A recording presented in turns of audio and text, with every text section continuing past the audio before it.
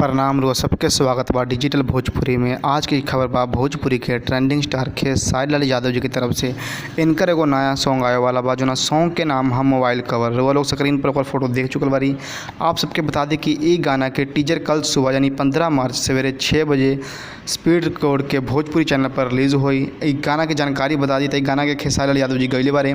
आई गाना का लिखले बारे श्याम देहाती जी, आई की म्यूजिक दिले बारे विनय विनायक जी और एक वीडियो एडिटर बारे दीपांश गोयल जी। आप सबको बता दी कि एकर शूटिंग पंजाब में हो रहे और बहुत ही जल्द रुआ सबके सवेरे टीजर देखे के मिली। तो रुआ सब कितना बेसब्री से गाना के इंतजार कर रहा बारी हमने के कमेंट बॉक्स में बताई।